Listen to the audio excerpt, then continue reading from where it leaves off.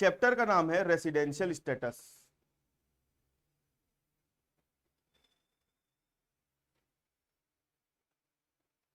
Residential status.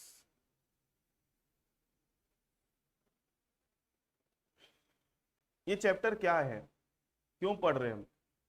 Residential status, ये जो chapter है ये हम इसलिए पढ़ रहे हैं क्योंकि रेसिडेंशियल स्टेटस के बेस पर ही गवर्नमेंट सामने वाले से टैक्स वसूलती है। जिसका जैसा रेसिडेंशियल स्टेटस होगा गवर्नमेंट भी टैक्स उससे उसी तरीके से ही लेगी। जैसे मैं एक है ना आप लोगों को कहानी सुना रहा हूं, उसको आप लोग समझने की कोशिश करना। मान लो ये वेणु है,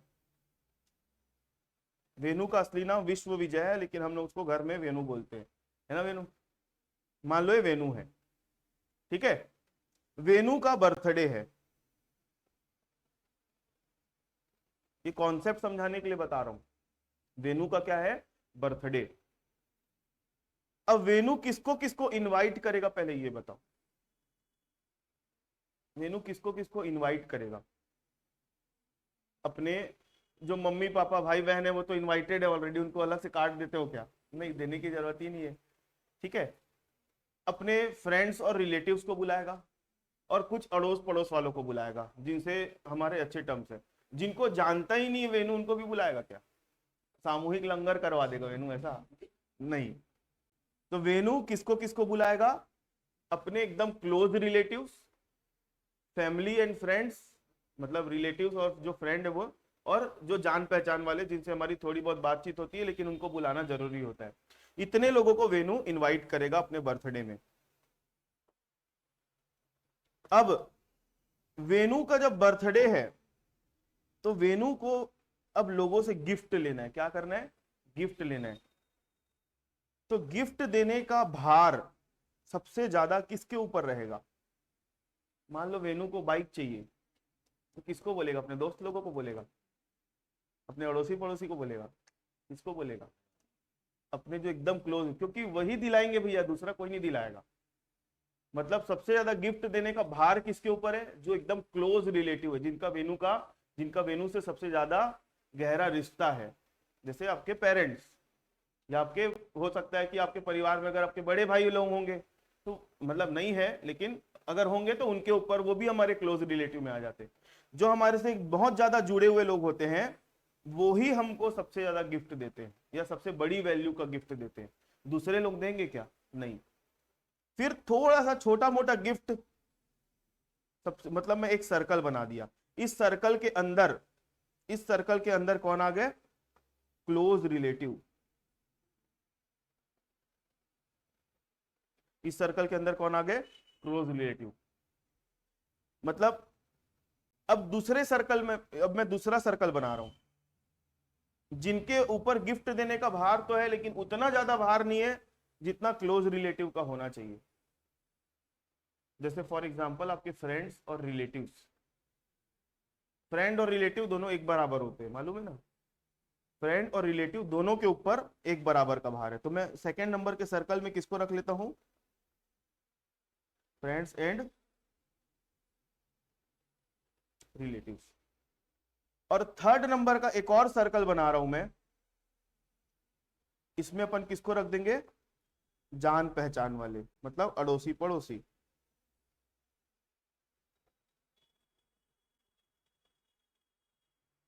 ये सर्कल समझ में आया? अब जिन लोग बाहर घूम रहे, जिनको वेणु जानता नहीं, उनको बुलाएगा क्या? नहीं बुलाएगा। मतलब उनका वेणु से कोई लेना देना ही नहीं है, तो वेणु उनसे गिफ्ट लेने जाएगा? आज मेरा बर्थडे, दे मेरे को गिफ्ट, बोले है रास्ते में पकड़ के? नहीं ना। जिनको इनवाइट किया है उनको ही बुलाएगा वेणु। तो मेरा बोलने का एक छोटा सा ये बताने का रीजन ये है कि गिफ्ट का लोड सबसे ज्यादा किसके ऊपर है? क्लोज रिलेटिव के ऊपर। उससे थोड़ा सा कम लोड किसके ऊपर है? और अड़ोसी पड़ोसी तो 50 का लिफाफा भी दे के चले जाएंगे, नहीं भी देंगे पता भी नहीं चलेगा, है कि नहीं। तो वैसे ही अब वेणु को वेणु मत समझो, इनकम टैक्स डिपार्टमेंट समझो। वेणु कौन है? Income tax department. जब इनकम टैक्स डिपार्टमेंट को लोगों से टैक्स लेना रहता है ना, तो वो इंडिया से किसका ज्यादा गहरा कनेक्शन है उसको देखती है। जो इंडिया के जितने ज्यादा गहरे कनेक्शन में होगा, मतलब जितना ज्यादा क्लोज रिलेटिव होगा, उसके ऊपर भी टैक्स का लोड उतना ज्यादा आएगा। फिर थोड़ा सा कम किसके ऊपर लोड आएगा? जो थोड़ा सा कम कनेक्शन रखते हैं। फिर और कम किसके ऊपर आएगा? जो और थोड़ा कम रखते हैं। और जिन लोग कनेक्शन ही नहीं रखते उनसे इंडिया वाले लोग टैक्स लेने जाएंगे क्या? नहीं। तो मैंने 4 बातें बताई आप लोगों को। सबसे ज्यादा टैक्स किससे लेगी गवर्नमेंट? जिसका सबसे ज्यादा गहरा कनेक्शन है। थोड़ा सा कम किससे लेगी? जिसका थोड़ा सा कम है। थोड़ा सा और कम किससे लेगी? जिसका और कम रिलेशन है। और जिसका है ही नहीं उससे टैक्स लेगी क्या? नहीं लेगी। गवर्नमेंट भी यही देखती है टैक्स वसूलने के केस में। ठीक है, वो क्या देखती है? इंडिया से किसका कितना ज्यादा गहरा रिलेशन है। और रिलेशन किसका कितना ज्यादा गहरा है इंडिया से, उसको हम क्या बोलते हैं? Residential status. क्या बोलते हैं? Residential status. ये ही चीज ऐसी है जो डिपार्टमेंट को बताती है कि किसका रेसिडेंशियल स्टेटस कैसा है, मतलब इंडिया का संबंध, इंडिया से किसका संबंध ज्यादा है। क्लियर है? चलो, तो अभी हम बात करते हैं सभी प्रकार के पर्सन में से एक पर्सन होता है इंडिविजुअल, उसकी। इसको साइड रख देता हूं कि समझाने के काम आएगा।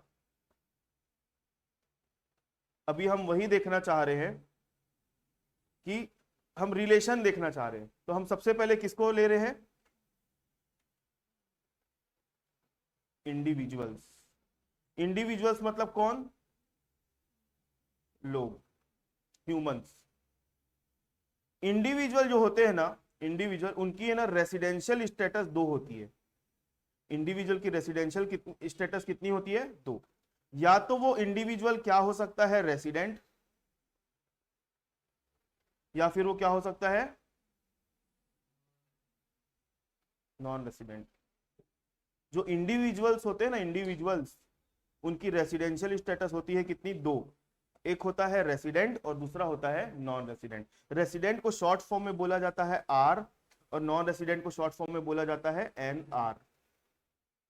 ठीक है, ये चीज ध्यान से सुनना, ये प्रैक्टिकल क्वेश्चन सॉल्व करने का रूल बता रहा हूं मैं आपको। क्वेश्चंस दिए रहेंगे, इसी के बेस पे क्वेश्चन सॉल्व होगा। इंडिविजुअल की रेसिडेंशियल स्टेटस 2 टाइप की होती है, एक होती है रेसिडेंट और दूसरी होती है नॉन रेसिडेंट। अब हमको पता कैसे चलेगा कि सामने वाला बंदा रेसिडेंट है कि नॉन रेसिडेंट? पता कैसे चलेगा?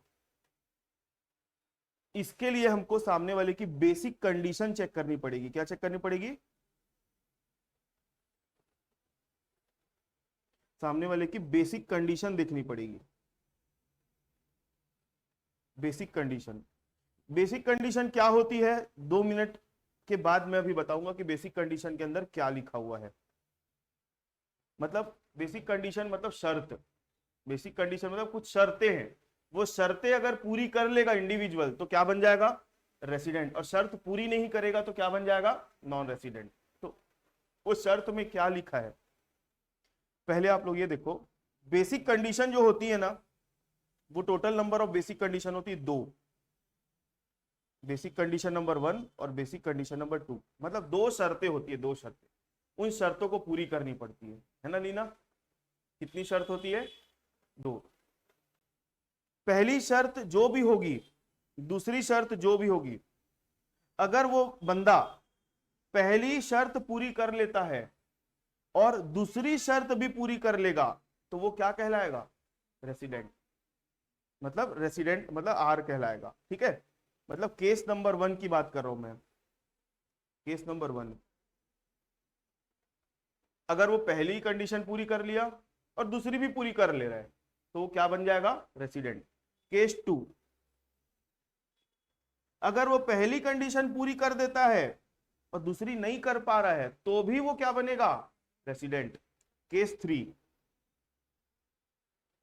अगर वो पहली पूरी नहीं करता, दूसरी पूरी कर देगा तो भी वो क्या कहलाएगा? रेसिडेंट। मतलब बेसिक कंडीशन 2 है, या तो दोनों पूरी कर ले या फिर कोई एक पूरी कर ले, वो क्या बन जाएगा? रेसिडेंट।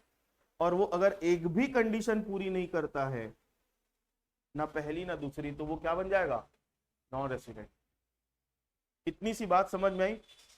मतलब हम ये देखना चाह रहे हैं कि वो जो इंडिविजुअल है, वो रेसिडेंट है कि नॉन रेसिडेंट है। तो उसके लिए हमको क्या देखना पड़ेगा? सामने वाले की बेसिक कंडीशन देखनी पड़ेगी।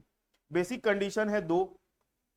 बेसिक कंडीशन दोनों या फिर कोई एक पूरी कर लेगा तो वो बन जाएगा रेसिडेंट, और एक भी पूरी नहीं करेगा तो क्या बन जाएगा? Non resident. अब बेसिक कंडीशन के अंदर क्या लिखा हुआ है सुनो। आप लोगों को पता है ना प्रीवियस ईयर क्या होता है? प्रीवियस ईयर पता है ना, कल की क्लास में बताया था। हमारा प्रीवियस ईयर क्या है? 22-23। ठीक, देखो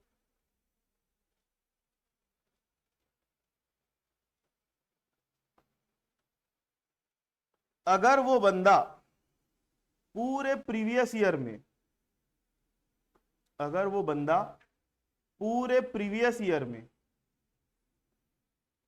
मतलब 2022-23 में पूरे साल भर में at least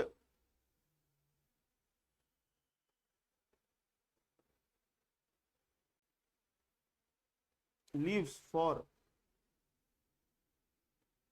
at least 182 days in India. आई बात समझ में? अगर वो बंदा पूरे साल भर में, कौन से साल में? प्रीवियस ईयर में। प्रीवियस ईयर में देखना है, प्रीवियस ईयर के 22-23, इस पूरे साल में कितने दिन रहा होगा? 182 डेज रहा होगा पूरे साल भर में। एक साल में कितने दिन होते हैं? 365 दिन। तो पूरे 365 दिन रहने की जरूरत नहीं है। अगर कोई इंसान 365 दिन में से 182 दिन भी अगर मिनिमम रह जाता है इंडिया में, एटलीस्ट 182 दिन, तो ये माना जाएगा कि उसने पहले नंबर की कंडीशन पूरी कर दी। क्या माना जाएगा? पहले नंबर की कंडीशन पूरी कर दी। मतलब मान लो अगर कोई अमेरिकन नागरिक है, अमेरिकन सिटीजन है, वो इंडिया में आया, वो 1 अप्रैल से रहना चालू किया इंडिया में, किसी काम से आया होगा, और 1 अप्रैल से रहा 30 अक्टूबर तक रहा। तो बताओ 1 अप्रैल से 30 अक्टूबर कितने दिन होते हैं? 1 अप्रैल से 30 अक्टूबर होता है 7 महीना। अप्रैल, मई, जून, जुलाई, अगस्त, सितंबर, अक्टूबर, नवंबर, सॉरी अक्टूबर। अप्रैल में कितने दिन होते हैं? 30। मई में 31, जून में 30, जुलाई में 31, अगस्त में 31, सितंबर में 30, अक्टूबर में, अच्छा अक्टूबर में 30 तारीख नहीं होती है, 31 होती है। 31 अक्टूबर तक रहा, 31। अब आप टोटल लगाओ, 3 3 6 3 9 12 15 18 हो जाएगा आपका 210, 211, 12, 13, 14, 214 दिन रहता है पूरा। तो बताओ वो पूरे साल भर में 1 अप्रैल से लेकर 31 अक्टूबर तक रहा हुआ आदमी, मतलब प्रीवियस ईयर में ही, तो एटलीस्ट 182 दिन रहा कि नहीं रहा? तो मतलब उसने कौन सी कंडीशन पूरी कर दी? पहली बेसिक कंडीशन पूरी कर दी। क्लियर है? चलो अब सेकेंड नंबर की बेसिक कंडीशन में क्या लिखा हुआ है पढ़ते हैं।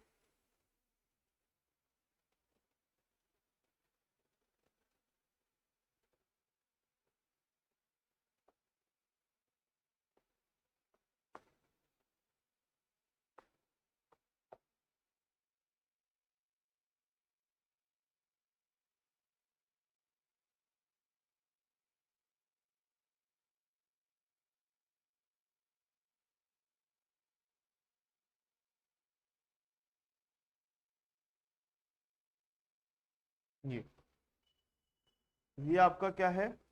Previous year. और ये कौन से हैं? Past years.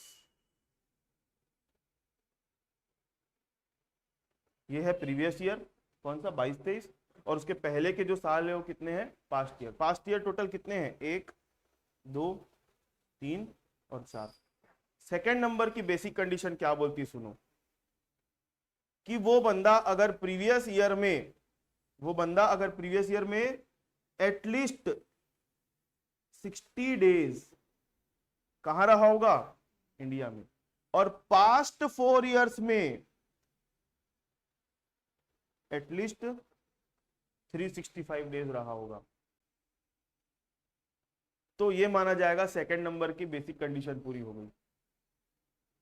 समझ में आया? आप लोगों को समझ में आया? आराधना, अंजलि, भाभी, मुनीश, मुस्कान, शालिनी। पहली कंडीशन क्या बोल रही थी? पहली कंडीशन कि प्रीवियस ईयर, पहली कंडीशन सिर्फ आपको कौन से साल में देखने को बोलती है? प्रीवियस ईयर में। प्रीवियस ईयर में एटलीस्ट कितने दिन होने चाहिए? 182 डेज होने चाहिए। ठीक है। लेकिन सेकंड नंबर की कंडीशन क्या बोल रही है? प्रीवियस ईयर में 60 दिन प्लस प्रीवियस ईयर के पहले के 4 साल में कितने दिन होने चाहिए, टोटल मिला के 365 दिन होने चाहिए। ठीक है, तो अपन ये मान लेंगे कि उसने सेकंड नंबर की कंडीशन भी पूरी कर ली। ठीक है, अगर वो दोनों कंडीशन पूरी कर लेता है तो क्या बन जाएगा, रेसिडेंट। और एक भी कंडीशन पूरी कर रहा है, सॉरी मैं उल्टा बोल दिया, अगर वो दोनों या फिर कोई एक कंडीशन पूरी कर देगा तो वो क्या बन जाएगा, रेसिडेंट। अगर वो एक भी कंडीशन पूरी नहीं कर रहा है तो क्या बन जाएगा, नॉन रेसिडेंट। ये आप लोगों को समझ में आया कि नहीं आया बताओ, इसमें कोई डाउट है? अच्छा, अब इसमें आप लोगों को जैसे दिन गिनोगे ना, आप लोग क्वेश्चन में ना डेट दिया रहता है, इस दिन इंडिया आया, इस दिन इंडिया से चला गया, इस दिन इंडिया आया, इस दिन इंडिया से चला गया, ऐसे डेट दिया रहता है। तो डेट आप जब दिन गिनोगे ना तो डे कंटिन्यूअस नहीं होना चाहिए, जरूरी नहीं कि कंटिन्यूअस 180 दिन रह के जाए। अप्रैल में रहा, फिर चला गया, मई महीने में बाहर चला गया, जून में वापस आ गया, तो टुकड़े टुकड़े में भी अगर आप टोटल लगाओगे तो साल भर में टोटल कितना दिन रहा वो देखना है। मतलब वो दिन गिनोगे ना जब, वो कंटिन्यूअस भी हो सकते हैं और पार्ट पार्ट में भी हो सकते हैं, वो चलेगा। क्लियर है मेरी बात? तो बेसिक कंडीशन ये बोलती है कि प्रीवियस ईयर में वो इंडिविजुअल अगर 182 दिन इंडिया में रह जाता है तो पहले नंबर की बेसिक कंडीशन पूरी हो जाएगी, ऐसा मानेंगे। और सेकंड नंबर की बेसिक कंडीशन क्या बोलती है, अगर वो इंडिविजुअल प्रीवियस ईयर में 60 दिन, एटलीस्ट 60 दिन, और प्रीवियस ईयर के पहले के 4 साल में एटलीस्ट कितने दिन, 365 दिन रहा, तो सेकंड नंबर की बेसिक कंडीशन भी पूरी हो जाएगी। अगर दोनों बेसिक कंडीशन पूरी हो जाती है तो वो क्या बन जाएगा, रेसिडेंट। या फिर कोई एक पूरी हो रही है और दूसरी नहीं हो रही तो भी वो क्या बनेगा, रेसिडेंट। और एक भी पूरी नहीं हो रही तो क्या बन जाएगा, नॉन रेसिडेंट। ये समझ में आया? आगे बढ़े अब। अगर वो नॉन रेसिडेंट बन गया ना, अगर वो नॉन रेसिडेंट बन जाता है तो आगे आप लोगों को कुछ देखने का जरूरत नहीं है, मतलब आपकी बात वहीं खत्म हो जाएगी। कब? अगर वो क्या बन जाता है, नॉन रेसिडेंट बन जाता है। लेकिन अगर वो रेसिडेंट बनता है तो आगे आप लोगों को यह देखना पड़ेगा कि वो रेसिडेंट है तो किस टाइप का रेसिडेंट है। मेरा बोलने का मतलब यह है, नॉन रेसिडेंट के और कोई फर्दर दूसरे टाइप्स नहीं होते, लेकिन रेसिडेंट के और दो टाइप्स होते हैं। एक होता है ऑर्डिनरीली रेसिडेंट और दूसरा होता है नॉन ऑर्डिनरीली रेसिडेंट। मेरा बोलने का मतलब है, अगर आप नॉन रेसिडेंट बन गए तो आगे कुछ करना नहीं है, वहीं रुक जाओ। लेकिन अगर आप रेसिडेंट बन जाते हो तो रेसिडेंट के भी दो टाइप और होते हैं। एक होता है ऑर्डिनरीली रेसिडेंट और दूसरा होता है नॉन ऑर्डिनरीली रेसिडेंट। एक होता है ऑर्डिनरीली रेसिडेंट,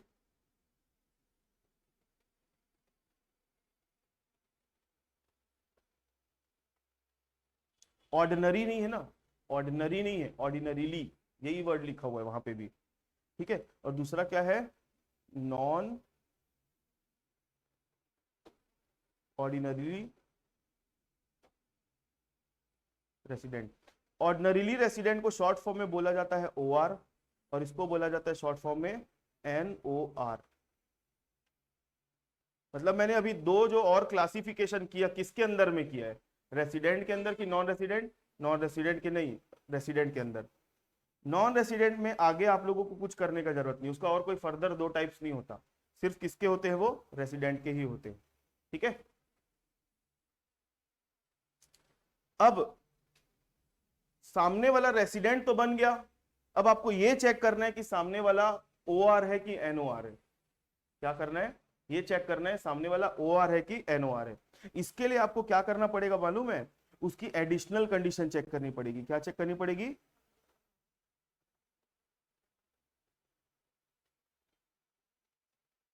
ये जो मैं रूल बता रहा हूं ना, आपके बुक में लगभग लगभग 2.5 से 3 पेज में रूल लिखा हुआ है, जिसको मैं समराइज्ड करके एक पेज में ही, एक पेज भी नहीं आधे पेज में लेके आ रहा हूँ। ये जो जितना मैं बोल के बता रहा हूँ, डायग्राम बन रहा है ना, ये आपके बुक में, बुक लोगे ना तो उसमें देखना 2.5 पेज या 3 पेज में रूल पूरा कवर्ड है, थ्योरिटिकली लिखी हुई है पूरी बात। थ्योरी पढ़ के समझ में नहीं आएगा कि क्या बोलना चाह रहे हैं, और इसी चीज को अपन किससे समझ रहे हैं, डायग्राम से समझ रहे हैं। ठीक है, अब अपने को फर्दर ये देखना पड़ेगा कि वो जो रेसिडेंट बंदा है वो किस टाइप का रेसिडेंट है, ऑर्डिनरीली रेसिडेंट है कि नॉन ऑर्डिनरीली रेसिडेंट है। इसके लिए हमको क्या देखना पड़ेगा, सामने वाले की एडिशनल कंडीशन। एडिशनल कंडीशन भी कितनी होती है, 2 होती है। एडिशनल कंडीशन भी कितनी होगी, 2। क्या लिखा है एडिशनल कंडीशन के अंदर नहीं मालूम हमको अभी, मतलब मैं बाद में बताऊंगा। लेकिन पहले ये देखो कि एडिशनल कंडीशन को कैसे फुलफिल करना है। अगर सामने वाला बंदा पहली एडिशनल कंडीशन और दूसरी एडिशनल कंडीशन दोनों पूरी कर लेगा तो क्या बन जाएगा, ऑर्डिनरीली रेसिडेंट, ओआर बन जाएगा। अगर वो बंदा पहली एडिशनल कंडीशन पूरी नहीं कर रहा है, दूसरी पूरी कर दिया, पहली पूरी कर रहा है, दूसरी पूरी नहीं कर रहा है, या फिर एक भी पूरी नहीं कर रहा है, तो वो क्या बन जाएगा, नॉन ऑर्डिनरीली रेसिडेंट। ये उल्टा है ऊपर वाले से। ऊपर वाले में अपन क्या किए थे, कोई 2 या कोई एक भी पूरी कर लेगा तो क्या बन जाएगा, रेसिडेंट। लेकिन ओ आर के और एनओआर के केस में जब दोनों पूरी करेगा एडिशनल कंडीशन, तभी वो क्या बनेगा, ओ आर। और जब एक भी पूरी नहीं करेगा या फिर कोई एक पूरी नहीं करेगा तो वो क्या बन जाएगा, एन ओ आर। आई बात समझ में। Yes sir. अब एडिशनल कंडीशन में क्या लिखा हुआ है,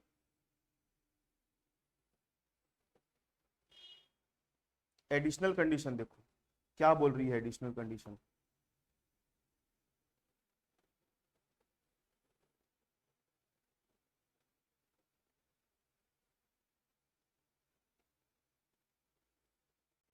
एडिशनल कंडीशन ये बोलती है,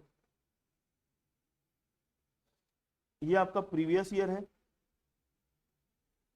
ये आपका प्रीवियस ईयर है, प्रीवियस ईयर है 22-23। प्रीवियस ईयर के पहले के 7 साल, मतलब 1 2 3 4 5 6 और 7, 7 हो रहा है कि नहीं,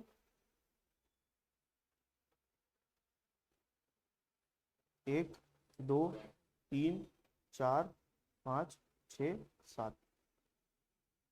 पहले नंबर की एडिशनल कंडीशन ये बोलती है कि प्रीवियस ईयर को नहीं, प्रीवियस ईयर 22-23 इसको छोड़ दो, प्रीवियस ईयर के पहले के 7 सालों में, प्रीवियस ईयर के पहले के 7 सालों में एटलीस्ट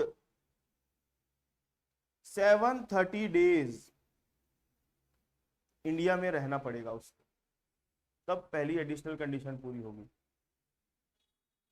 प्रीवियस ईयर को छोड़ दो, प्रीवियस ईयर के पहले के 7 साल की बात हो रही है।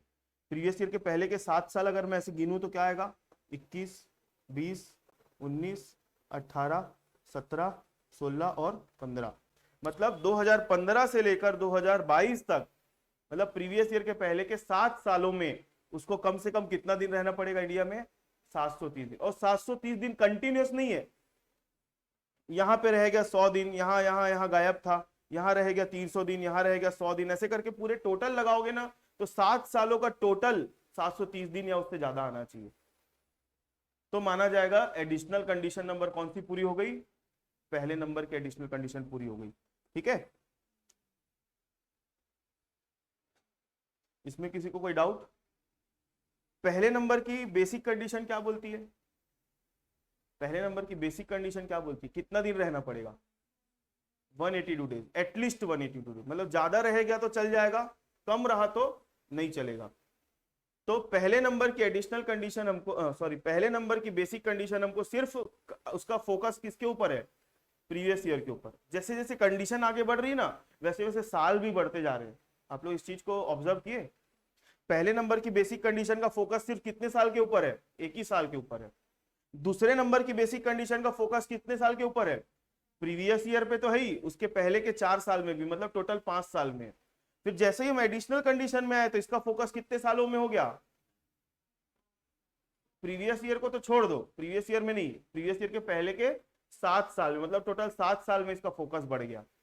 ठीक है, अब सेकेंड नंबर की एडिशनल कंडीशन क्या बोलती है वो सुनो।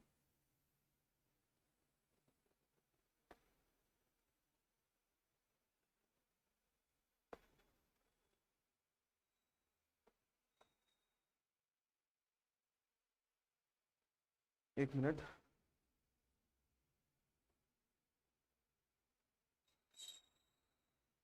सेकेंड नंबर की एडिशनल कंडीशन क्या बोलती है, सुनो। ये थोड़ा सा कॉम्प्लिकेटेड है, ठीक है, समझ के देखना।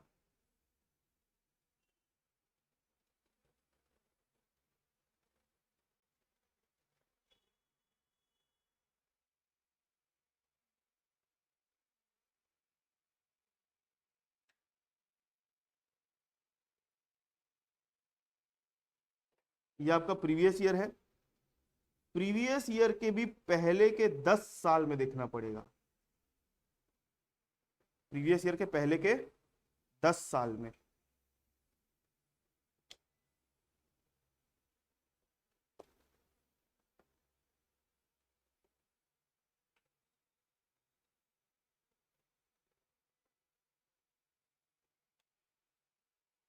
ये आपका प्रीवियस ईयर है, कौन सा, 22-23। प्रीवियस ईयर के पहले के 10 साल में जाते हैं, प्रीवियस ईयर का 1 साल, 2, 3, 4, 5, 6, 7, 8, 9 और 10। 10 हो रहा है कि नहीं, ये हो गया 1, 2, 3, 4, 5, 6, 7, 8, 9 और 10। ये प्रीवियस ईयर के पहले के 10 साल है। मतलब अब सेकेंड नंबर की एडिशनल कंडीशन अपना स्कोप और बढ़ा दी, कितने पीछे लेके जा रही है आपको, वो प्रीवियस ईयर को छोड़ दो, उसके पिछले 10 साल तक। मतलब कौन कौन सा साल हो गया, 21, 20, 19, 18, 17, 16, 15, 14, 13 और 12। 2012 से लेकर 2022, पूरे इन सालों में, इन 10 साल में वो बंदा किसी भी 2 साल में अगर रेसिडेंट है, बस यही समझ में नहीं आता। अभी तक जितनी भी कंडीशन देखे उसमें आप लोगों को क्या बोल रहा था, दिन गिनवा रहा था, क्या करवा रहा था, दिन गिनवा रहा था। पहले वाले में 182 दिन पूछ दिया, दूसरे वाले में 362 दिन, तीसरे वाले में 730 दिन। अब यहाँ पे दिन नहीं गिनने बोल रहा है, वो क्या बोल रहा है कि प्रीवियस ईयर के पहले के 10 साल में, पहले के 10 साल में रेसिडेंट इन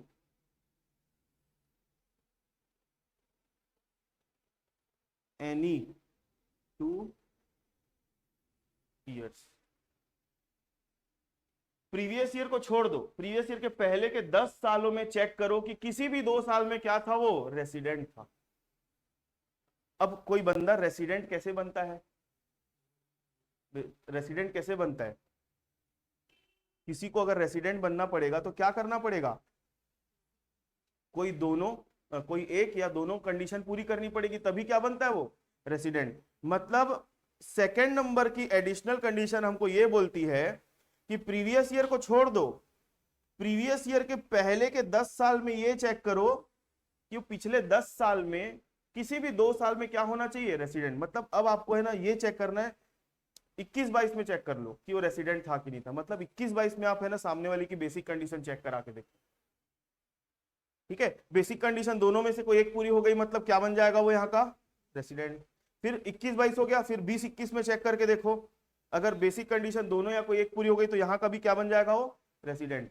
अगर यहाँ नहीं हो रहा है तो आप पिछले में जाओ, यहाँ नहीं हो रहा है तो पिछले, मतलब 10 साल में किसी भी 2 साल में चेक कर लो कि वो क्या होना चाहिए, रेसिडेंट होना चाहिए। अगर ऐसा हो जाता है तो ये माना जाएगा सेकंड नंबर की एडिशनल कंडीशन भी पूरी हो गई, ठीक है। तो जब वो दोनों एडिशनल कंडीशन पूरी कर लेगा तो वो क्या बन जाएगा, ओ आर, हाँ ओ आर। और अगर कोई एक पूरी नहीं कर रहा है या फिर दोनों पूरी नहीं कर रहा है तो वो क्या बन जाएगा, एन ओ आर। ये देखो ये डायग्राम, ये पूरा रेसिडेंशियल स्टेटस है। थोड़ा पहली बार पढ़ रहे हो अच्छा एक चीज मेरे को पहले से बताना है आप लोगों को, अपन अकाउंट्स नहीं पढ़ रहे। इनकम टैक्स जो है सबसे यूनिक सब्जेक्ट है अभी तक आपके, क्या बोल सकते हैं, स्टडी जब से आप लोग पढ़ाई कर रहे हो तब से लेकर अभी तक इनकम टैक्स जैसा अभी तक कोई सब्जेक्ट आप लोगों ने नहीं पढ़ा होगा, ठीक है। इसको पढ़ने का तरीका अलग है, ये अकाउंट नहीं है, आप लोगों को डेबिट क्रेडिट नहीं करना है यहाँ पे, ठीक है। इनकम टैक्स अपने आप में अलग सब्जेक्ट है लेकिन बहुत इंटरेस्टिंग सब्जेक्ट है। और मेरा एक क्या बोल सकते हैं, अगर मैं आप लोगों को एक क्या बोल सकते हैं, कुछ बताऊं अगर आप लोगों को इनकम टैक्स के बारे में, कि इनकम टैक्स जब आप लोग पढ़ लोगे ना पूरा, आप लोग बीकॉम फाइनल ईयर का इनकम टैक्स जब पढ़ लोगे पूरा, तो पढ़ने के बाद आप लोग जिस पोजीशन में रहोगे ना, आप लोगों की जनरल नॉलेज बहुत बढ़ जाए रहेगी चीजों से रिलेटेड। ये एक ऐसा सब्जेक्ट है। और दूसरा कमा के देने वाला सब्जेक्ट है। मालूम है, इनकम टैक्स आप लोग बीकॉम कर लिए, बीकॉम करने के बाद इनकम टैक्स के कंसल्टेंट भी बन सकते हो। अगर आपने अच्छे से पढ़ाई करी है और आप कंसल्टेंट बन जाते हो इनकम टैक्स के, तो आपको कहीं नौकरी करने का जरूरत नहीं। आपको ये सब्जेक्ट पैसा कमा के देगा। कॉमर्स फील्ड में दो ही सब्जेक्ट ऐसे हैं जो अच्छे से कमा के दे सकते हैं, एक होता है अकाउंट और दूसरा होता है इनकम टैक्स। ठीक है, ये दो सब्जेक्ट ऐसे, और एक सब्जेक्ट और है लेकिन उसका मैं नाम नहीं लिया, जीएसटी। मतलब मैं ओवरऑल बोलूं, टैक्सेशन एक ऐसा सब्जेक्ट है जो आपको कमा के दे सकता है। आपको नौकरी नहीं भी मिलेगी तब भी आप अर्निंग कर सकते हो। तो हम क्या देख रहे हैं अभी, हम क्या पढ़ रहे हैं अभी, रेसिडेंशियल स्टेटस। रेसिडेंशियल स्टेटस किसका देख रहे हैं हम, इंडिविजुअल्स का। बहुत सारे टाइप के पर्सन होते हैं ना, उन पर्सनों में हम पहले पर्सन को रखे किसका, इंडिविजुअल का। इंडिविजुअल जो होता है उसकी जब आप रेसिडेंशियल स्टेटस चेक करोगे, तो रेसिडेंशियल स्टेटस कितने टाइप की होती है, दो टाइप की। या तो वो रेसिडेंट हो सकता है या फिर क्या हो सकता है, नॉन रेसिडेंट। रेसिडेंट है कि नॉन रेसिडेंट है, ये देखने के लिए हम क्या चेक करते हैं, सामने वाले की बेसिक कंडीशन। ठीक है, क्या चेक करते हैं, बेसिक कंडीशन देखते हैं। बेसिक कंडीशन कितनी होती है, दो होती है। अगर वो दोनों बेसिक कंडीशन या फिर कोई एक पूरी कर लेता है तो वो क्या बन जाएगा, रेसिडेंट। और अगर एक भी पूरी नहीं करता तो वो क्या बन जाएगा, नॉन रेसिडेंट। बेसिक कंडीशन पहले नंबर की क्या बोलती है, प्रीवियस ईयर में कम से कम कितना दिन रहना पड़ेगा उसको, 182 डेज। अपने मन से दिन मत डाल देना ना, 182 लिखवाए हो तो 182 रूल में लिखा हुआ है। ठीक है, अच्छा एक चीज आप लोग कंफ्यूज मत होना, एटलीस्ट 182 डेज लिखा है। क्या लिखा हुआ है, एटलीस्ट। अगर 182 दिन से ज्यादा रह जाता है ना तो चल जाएगा, मतलब मानेंगे कंडीशन पूरी हो गई, लेकिन 182 दिन से कम नहीं होना चाहिए। क्लियर है। सेकेंड नंबर की बेसिक कंडीशन क्या बोलती है कि प्रीवियस ईयर में कितना दिन रहना है, 60 डेज। और प्रीवियस ईयर के पहले के 4 सालों में कितना दिन रहना है, एटलीस्ट 365 डेज। ठीक है, 4 सालों को मिला के देखना है। तो अगर दोनों कंडीशन पूरी हो गई या कोई एक हो गई तो क्या बन जाएगा, रेसिडेंट। एक भी पूरी नहीं हुई तो क्या बन जाएगा, नॉन रेसिडेंट। नॉन रेसिडेंट बन गया तो आगे कुछ करने का जरूरत नहीं है, यहां पे ही गाड़ी रुक जाएगी आपकी। लेकिन अगर रेसिडेंट बन जाते तो आपको फर्दर ये देखना पड़ेगा कि वो किस टाइप का रेसिडेंट है। वो किस टाइप का रेसिडेंट है, मतलब वो ओआर है कि एनओआर है, ऑर्डिनरीली रेसिडेंट है कि नॉन ऑर्डिनरीली रेसिडेंट है। इसके लिए आपको क्या चेक करना पड़ेगा, सामने वाले का एडिशनल कंडीशन। एडिशनल कंडीशन भी कितनी होती है, दो। एडिशनल कंडीशन कितनी होती है, दो। अगर वो दोनों एडिशनल कंडीशन को पूरी करेगा तभी वो क्या बनेगा, ओआर। अगर वो कोई एक पूरी नहीं कर रहा है या फिर दोनों पूरी नहीं कर रहे हैं तो वो क्या बन जाएगा, एनओआर बन जाएगा। ठीक है, एडिशनल कंडीशन नंबर पहली क्या बोलती है, प्रीवियस ईयर को छोड़ के पिछले 7 सालों में कम से कम कितना दिन होना चाहिए, इंडिया में रहना कितना पड़ेगा, 730 दिन। तो ये पहले नंबर की एडिशनल कंडीशन है। दूसरे नंबर की एडिशनल कंडीशन क्या बोलती है, प्रीवियस ईयर को छोड़ दो, प्रीवियस ईयर के पहले के 10 साल में किसी भी 2 साल में वो क्या होना चाहिए, रेसिडेंट। और रेसिडेंट है कि नहीं है चेक करने के लिए आपको क्या करना पड़ेगा, वापस से उन पिछले सालों में बेसिक कंडीशन देखनी पड़ेगी इसकी। क्लियर है, ये क्वेश्चन बनाएंगे तब और ज्यादा क्लियर हो जाएगा। अब एक चीज और बताने जा रहा हूं, ध्यान से सुनना। एक्सेप्शन समझते हो, एक्सेप्शन। एक्सेप्शन मतलब क्या होता है, अपवाद। एक्सेप्शन जैसे रेनू, हाँ, एक्सेप्शन मतलब कुछ ऐसा केस है, कुछ ऐसे केस है जिसपे हमने जो रूल लिखे हैं ना वो रूल अप्लाई नहीं होगा, कुछ और रूल अप्लाई होगा। तो मैं आप लोगों को अभी क्या बताने वाला हूं, 3 एक्सेप्शन बताने वाला हूं। क्या बताने वाला हूं, 3 एक्सेप्शन। सुनो, 3 एक्सेप्शन किसके, बेसिक कंडीशन नंबर 2 के 3 एक्सेप्शन है। बेसिक कंडीशन, बाकी सारी किसी कंडीशन में कोई एक्सेप्शन नहीं है, सिर्फ एक्सेप्शन किसमें है, बेसिक कंडीशन नंबर 2 में। क्या एक्सेप्शन है, सुनो। बेसिक कंडीशन नंबर 2 क्या बोलती है Leena,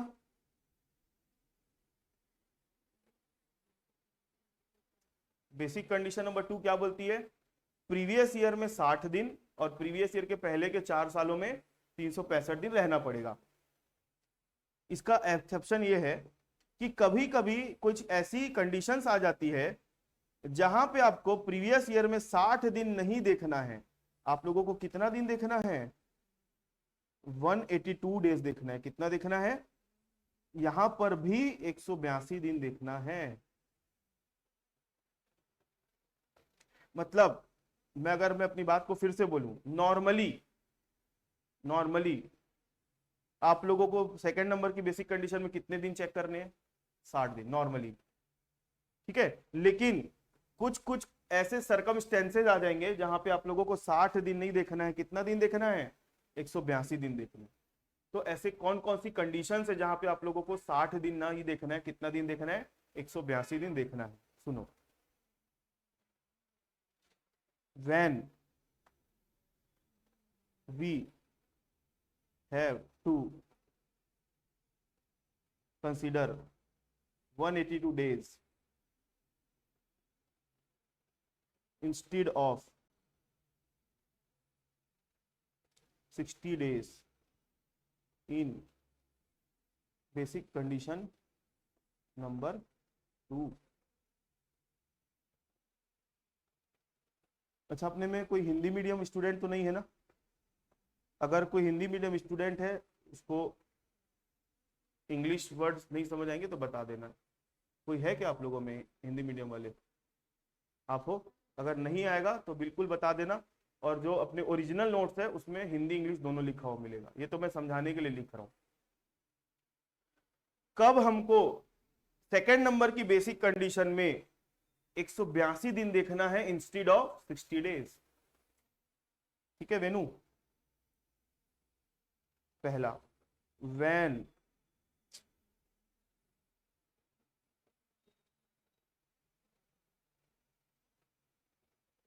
in case of crew member, ऐसा लिख सकते हैं, in case of crew member.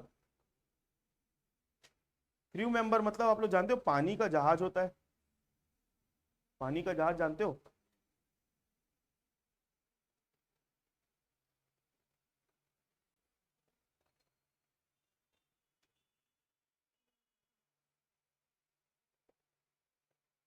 पानी जहाज में जिन लोग काम करते हैं ना, उन लोगों को क्या बोला जाता है, क्रू मेंबर। आप लोगों को पता है क्रू मेंबर जो होते हैं ना, वो कभी इस देश में रहते हैं और पानी का जहाज 2-2, 3-3, 4-4 महीना पानी में रहता है, क्योंकि स्लो जाता है ना। सोचो ना, इंडिया से शिप में सामान लोड होके अमेरिका जा रहे हैं, तो क्या बोल सकते हैं, अमेरिका 2 दिन में पहुंच जाएगा? हजारों किलोमीटर रहता है और जहाज 40 से 50 की स्पीड में चलता है, बस नहीं भागता ज्यादा स्पीड में, उसको 2-2, 3-3 महीना लगता है पहुंचने में। तो ऐसे लोग जो पानी के जहाज में काम करते हैं, उन लोगों को क्या बोला जाता है, क्रू मेंबर। क्या बोलते हैं? Crew member. हिंदी में बोलते हैं जहाज का सदस्य। तो ऐसे लोगों को ऐसी कंडीशन में अगर इन लोगों की बात अगर की जाए, इनका अगर रेसिडेंशियल स्टेटस निकालोगे, किनका? इन लोगों का, तो उस केस में आपको 60 दिन नहीं गिनना है। कितना दिन गिनना है? 182। मतलब पहली कंडीशन में तो 182 गिनोगे ही गिनोगे, लेकिन सेकंड वाले में भी 60 के बदले कितना दिन देखोगे? 182। और पिछला 365 तो देखना ही है। क्लियर है मेरी बात? कब? In case of crew member. Second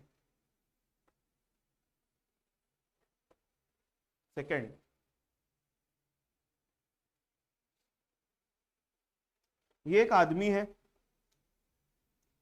इसकी जॉब लग गई।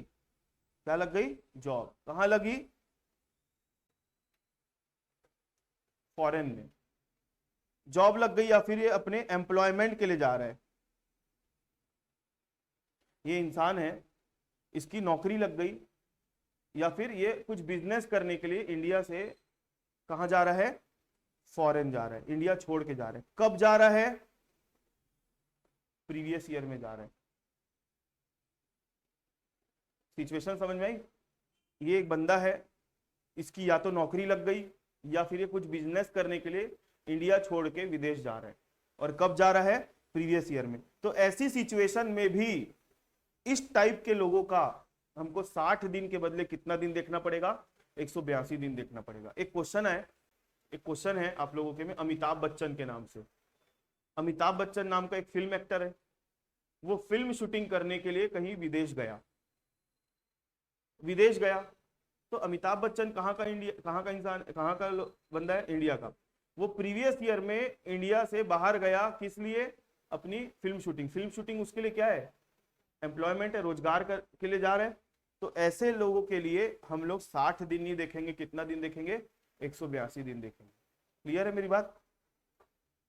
तो मैंने अभी आप लोगों को 2 एक्सेप्शन बता दिए, एक और बचा है। पहला एक्सेप्शन क्या बोलता है? जो क्रू मेंबर होते हैं ना, वो हो गए। और दूसरा क्या हो गया? जो पर्सन इंडिया छोड़ के जा रहा है एम्प्लॉयमेंट पर्पस के लिए, कहां? फॉरेन। तो उसके लिए अपने को 182 डेज देखना है।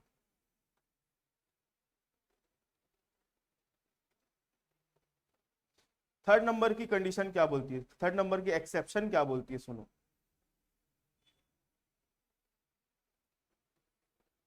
ये फॉरेन है, ये क्या है? विदेश, मतलब अमेरिका जो भी है। और ये क्या है? अपना इंडिया। ये क्या है? अपना इंडिया। एक ऐसा बंदा है जो कहां है? फॉरेन में है, लेकिन ये आ रहा है कहां? इंडिया में आ रहा है। ठीक है, ये रहता कहां पे है? फॉरेन में। और आ कहां रहा है? इंडिया में। कब आ रहा है? प्रीवियस ईयर में। ये रहने वाला कहां का है? फॉरेन का, लेकिन आ कहां रहा है? इंडिया। कब आ रहा है? प्रीवियस ईयर में। ऐसे बंदे लोगों के लिए, और प्रीवियस ईयर में आ रहा है तो किस काम के लिए आ रहा है? For visit purpose. किस लिए आ रहा है? विजिट पर, घूमने फिरने के लिए आ रहा है। तो ऐसे लोग, जिन लोग रहते कहां पे हैं? फॉरेन में, लेकिन इंडिया में आ रहे हैं किसके लिए? विजिट पर्पस के लिए। तो ऐसे लोगों के लिए 60 दिन नहीं देखा जाएगा। कितना दिन देखा जाएगा? 182 डेज देखा जाए। लेकिन एक कंडीशन इसमें और है कि ये जो बंदा है ना, ये बंदा, ये कैसा होना चाहिए मालूम है? इंडियन ओरिजिन का होना चाहिए। इंडियन ओरिजिन मतलब, होते हैं ना बहुत सारे लोग जो इंडिया छोड़ के चले जाते हैं, विदेश में सेटल हो जाते हैं, फिर उनको इंडिया का समोसा मोसा याद आ जाता है, तो वापस आते हैं घूमने फिरने के लिए, खाने के लिए।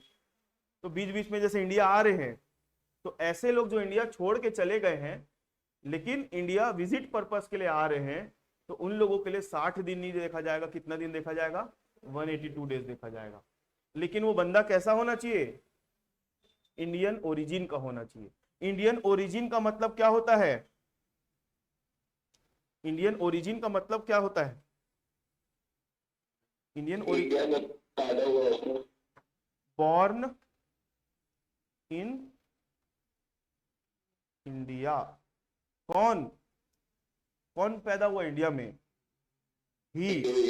अच्छा, ही लिख दिया मतलब, आपकी आवाज बहुत तेज आ रही है मोनीश। ही मतलब मैं लड़के को रिप्रेजेंट नहीं कर रहा हूं। ही मतलब यहाँ पे बंदा बोल दिया था करके ही लिख रहा हूं, वो शी भी हो सकती है। ठीक है, ही पेरेंट्स या फिर grand parents born in India, India में पैदा हुए। और इंडिया भी कैसा इंडिया?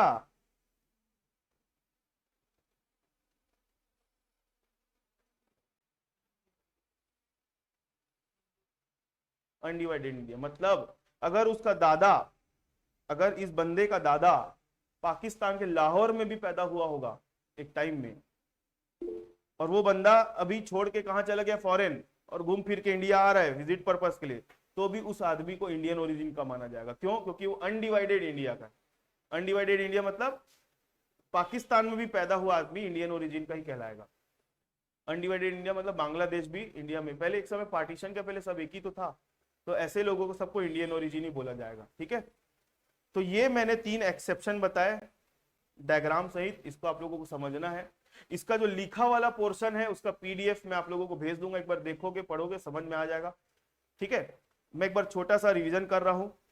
रेसिडेंशियल स्टेटस इंडिविजुअल की कितने टाइप की होती है? 2 टाइप की, एक होता है रेसिडेंट, दूसरा होता है नॉन रेसिडेंट। ये देखने के लिए अपने को क्या चेक करना पड़ेगा, उसकी बेसिक कंडीशन। बेसिक कंडीशन कितनी होती है? दो। दोनों कंडीशन या कोई एक पूरी कर लेगा तो क्या बन जाएगा? रेसिडेंट, और एक भी पूरी नहीं करेगा तो नॉन रेसिडेंट। बेसिक कंडीशन पहली क्या बोलती है? उसको प्रीवियस ईयर में इंडिया में कितना दिन रहना पड़ेगा? कम से कम 182 दिन।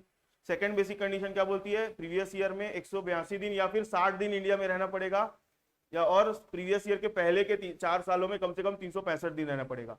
60 दिन कब देखते हैं? नॉर्मल केस में। और 3 एक्सेप्शन है, वहां पर हम कितना दिन देखेंगे? 182 दिन। 3 एक्सेप्शन क्या है? वो पर्सन क्रू मेंबर होना चाहिए, इंडिया छोड़ के जा रहा है नौकरी करने के लिए प्रीवियस ईयर में, या फिर कोई इंडियन ओरिजिन का पर्सन है, वो इंडिया आ रहा है विजिट पर्पस के लिए। इंडियन ओरिजिन मतलब इंडिया मतलब अनडिवाइडेड इंडिया, वो या उसके पेरेंट्स या उसके ग्रैंड पेरेंट्स कहाँ पैदा हुए होंगे? अनडिवाइडेड इंडिया में। उसके बाद वो रेसिडेंट बन गया तो आगे 2 टाइप्स देखने पड़ेंगे। नॉन रेसिडेंट बन गया तो आगे कुछ करने का जरूरत नहीं है। रेसिडेंट अगर बन गया तो आपको ये देखना पड़ेगा वो ऑर्डिनरीली रेसिडेंट है कि नॉन ऑर्डिनरीली रेसिडेंट है। आपको उसके लिए क्या देखनी पड़ेगी? Additional condition. एडिशनल कंडीशन भी कितनी होती है? 2। पहली एडिशनल कंडीशन बोलती है प्रीवियस ईयर के पहले के 7 साल में कम से कम 730 दिन उसको इंडिया में रहना पड़ेगा एटलीस्ट। और सेकंड नंबर की एडिशनल कंडीशन क्या बोलती है? प्रीवियस ईयर के पहले के 10 साल में किसी भी 2 साल में वो क्या होना चाहिए? रेसिडेंट। तो दोनों कंडीशन अगर पूरी होगी तभी वो क्या बनेगा? ओआर।